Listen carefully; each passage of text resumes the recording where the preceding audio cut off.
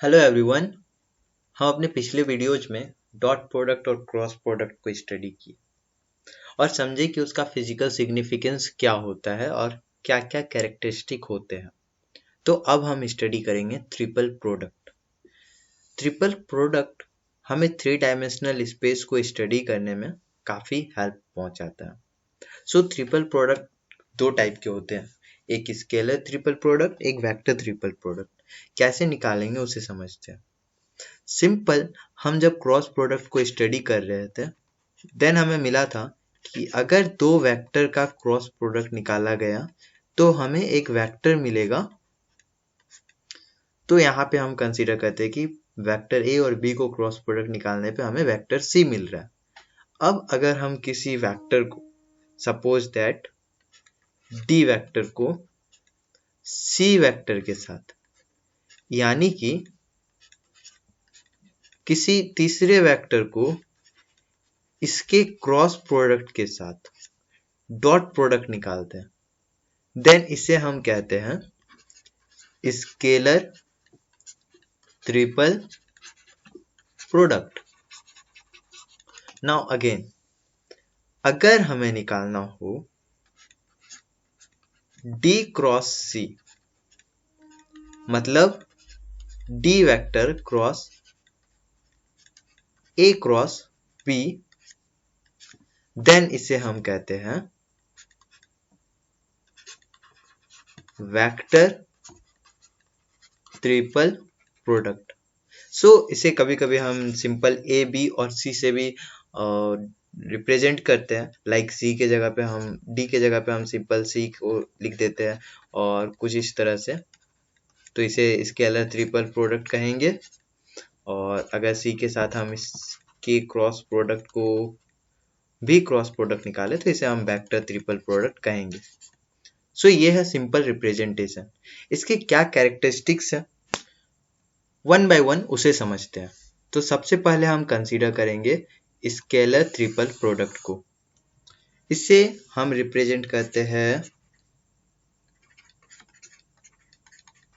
इस तरह से, या फिर स्क्वायर ब्रैकेट के अंदर ए बी सी लिखकर, या फिर स्क्वायर ब्रैकेट के अंदर ए कोमा बी कोमा सी लिखकर। तो ये है हमारा स्केलर ट्रिपल प्रोडक्ट का रिप्रेजेंटेशन। ओके, सो इससे हम क्या क्या कर सकते हैं इसे समझते हैं। मान लेते हैं ये एक्स वाई जेड एक्सिस है और यहाँ पे वेक्टर्स है, वेक्टर ए, वेक्टर बी और वेक्टर सी। देन ये तीनों वेक्टर मिलकर एक पैरेललोग्राम बनाता है। इसमें हम किसी एक को ए मान लेंगे, दूसरे को बी मान लेंगे, तीसरे को सी मान लेंगे। देन अगर हम इसका स्केलर प्रोडक्ट निकालते हैं तो वो स्केलर प्रोडक्ट एक्चुअली हमें देता है volume of the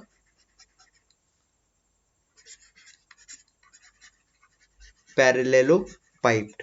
so parallelepiped इस स्ट्रक्चर को बोल रहा है क्योंकि ये एक्चुअली पैरेललोग्राम के साइज का है और थ्री डायमेंशनल फिगर है, तो इसे, इस फिगर को हम पैरेललोपाइप्ड बोलते हैं।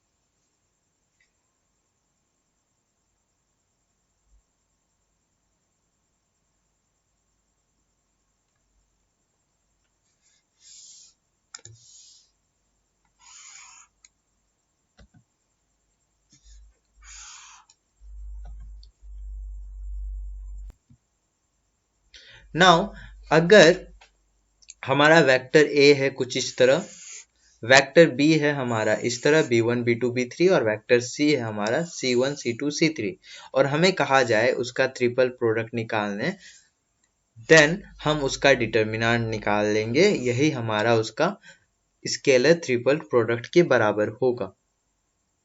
अब एक और बात समझना है कि अगर हमारे पास तीन वेक्टर्स हैं और हम अलग अलग तरीके से अरेंज करते हैं, लाइक हम इस तरह से अरेंज कर देते हैं, या फिर हम अरेंज कर देते हैं इस तरह से।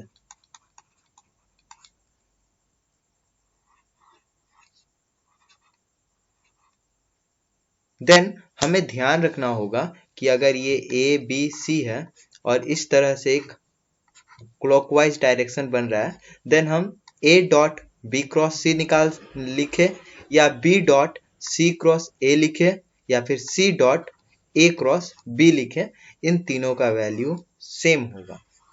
और अगर हम किसी में एंटी क्लॉकवाइज जाते हैं, यानी कि बी डॉट ए क्रॉस सी लिखते हैं, देन ये इसका नेगेटिव होगा।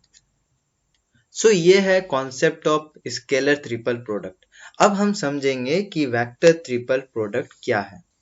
वेक्टर ट्रिपल प्रोडक्ट का रिप्रेजेंटेशन होता है इस तरह, बी क्रॉस सी के साथ ए को भी क्रॉस करते हैं, और इसका सॉल्यूशन होता है A dot C minus A dot B C vector. इसमें हम डायरेक्ट इसे इक्वेशन के रूप में याद कर सकते हैं, और इसे हम कुछ इस तरह से भी बैक माइनस केप रूल से भी याद कर सकते हैं, जिसमें हमारा रूल होगा कुछ इस तरह, minus C A dot B. Back minus cab rule से हम वेक्टर ट्रिपल प्रोडक्ट का फॉर्मूला याद कर सकते हैं।